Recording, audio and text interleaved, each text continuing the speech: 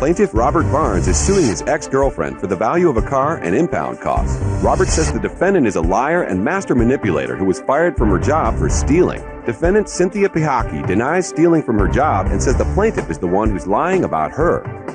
Robert Barnes is suing his ex-girlfriend Cynthia Pihaki for the value of a car and impound costs. How are you today, Robert? I'm doing fine, Your Honor. Why are you suing? Well, I met Ms. Pihaki in a club right around February of 2008. We really hit it off. She's a very attractive young lady, and we hit it off. We started talking, and we started dating, and right around May of 2008, she had some sort of a major meltdown. She was crying, and I didn't know what to do, so I ended up just taking her home. We kind of lost contact after that, and then I had seen her someplace before, I don't really recall, and we struck up a conversation. We started seeing again. One of the biggest mistakes of my life. I really do wish we never started seeing each other because she is extremely manipulative. She lies a lot, and I believe her. She's the most materialistic woman I've ever met in my life. Erratic behavior. She cries to get what she needs, and then when she's not crying to get what she needs, she becomes extremely angry and hostile towards everybody, and especially me. Did you two live together? For a short period of time, yes, ma'am. Okay. Yes, Your Honor. What happened? We were living with each other, and basically I told her what she needed to do was get a job and or go to school. She did get a job part-time working in a thrift shop. She ended up getting fired from that because she was stealing. Did you get fired because you were stealing? No, ma'am, I did not. Did you get fired? No, I quit my job. Why?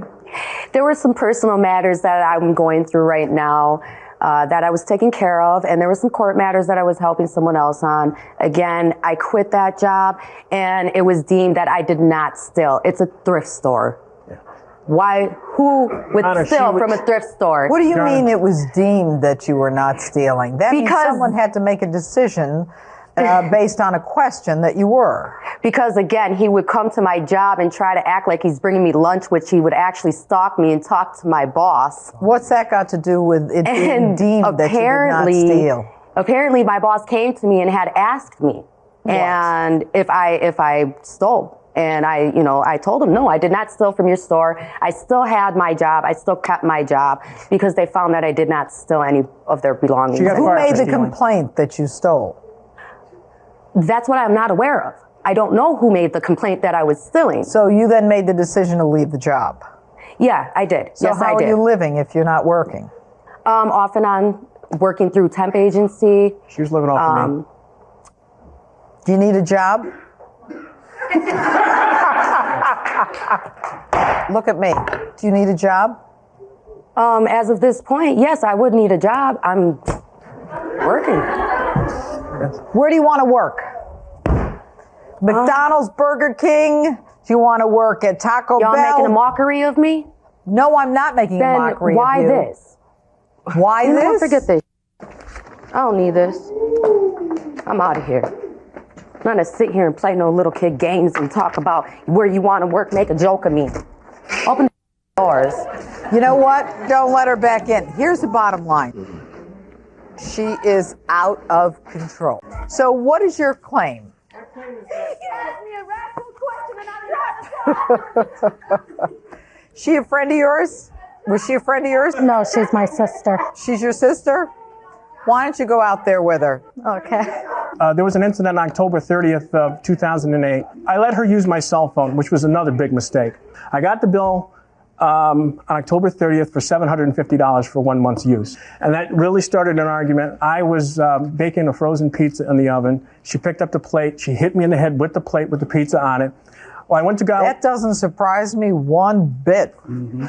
I went to dial 911 on the house phone. She pulled the phone out of the wall, and I couldn't use it. And I remembered I had taken the cell phone from her. I dialed 911. The police came. She was asked to leave the house. And again, I made another mistake because they said, do you want to press charges? I said, I just want her to leave.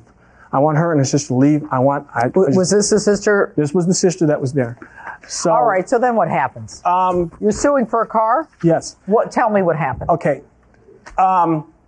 She had the key to she had the key to a 1999 Hyundai Tiburon that I had forgotten that she had. And on the night of the 30th, when she was asked to leave, she called my cell phone numerous times saying that she wanted her stuff, she wanted her stuff, she wanted her stuff. I said, look, I do not have time for this. I will give you your stuff. I have to work on Friday. I have Army Reserves Saturday and Sunday. I will get you your stuff Sunday afternoon. It's all in the garage. I come back from work Friday, October 30th. I open the garage door. The Hyundai's gone. So I called her again. She said, I don't have your car. And You call the police? I made a police report. I don't have that with me. I apologize. All right. Where's the car? Does somebody ultimately find it? The car has been totaled out. I've got pictures to show that I don't know what happened. The car's totaled? Yes, ma'am. Do we know if she totaled the car? She said that she was attacked by some people and that they destroyed the car. That doesn't make any sense to me. You drive away. You put it in reverse. Ooh, what is this? That was the radio. She abandoned the vehicle on the side of the road, and yeah, that's the side. That's I don't know what happened there. I have absolutely no idea. Wow. How did this is a major. I think she hit a telephone pole, but just by looking at it, if you look at the picture, the next picture, you can see the whole back end is gone. Yeah, but the side and the back end, that's more than one telephone pole. That I don't understand. Well, let me explain to you. She's got a lot of problems here. Does she drink? Extreme, yes, she does. She's got a couple of DUIs. Again, I didn't notice that. What a shock. All right, let me just read from her statement, the testimony that I have here. In November, I was in an accident with the Hyundai, so she admits it. Right. I was driving with friends in a bad neighborhood with a bunch of people surrounded the car and told us we're not going to leave the block alive. I told my friend who was driving that we needed to get out of there. We put the car in reverse to get away. As we were driving in reverse, one of the guys outside of the car reached through the window and grabbed my friend's hair. During the struggle, he got a hold of the wheel of the car and we ran into a tree. We all jumped out and left the scene because we are afraid for our lives. Robert knows the story. Robert should go after the guys who caused the accident, not me. It's not my fault.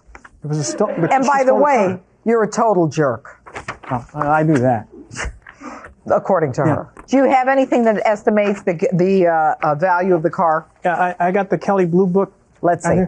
And I'm using the good one. The good one's the one that's bolded because it wasn't in excellent condition. The car was it was a decent automobile. All right, and you are suing for $34.85? $295 for the tow in the impound lot. I haven't gotten that bill yet. Oh, $31.90 is what you're saying, and that's for a car in good condition. Let me look at this car again. It was in good condition? It didn't have all those smashes, no, ma'am. Well, I am assuming that. Yes, Your Honor. All right, look, I don't think there's any question based upon the testimony of the defendant. And by the way, make no mistake, if someone exits a courtroom, that doesn't mean they get to win or we can't go forward. She voluntarily left, although I suspect at some point I would have thrown her out. She's out of control, totally out of control. And therefore, it's undisputed that your car was damaged. It's undisputed based upon your testimony and her admission in a sworn statement that she had the car. I'm going to give you the Blue Book good condition, $3,190, as well as the impound costs of $295 for the car. That's $3,485. Now, let me ask you a question. How old are you? I'm 45, Your Honor. How old was she? She's 25. Okay. What did you learn from this, Robert? Leave the little girls alone. Well said.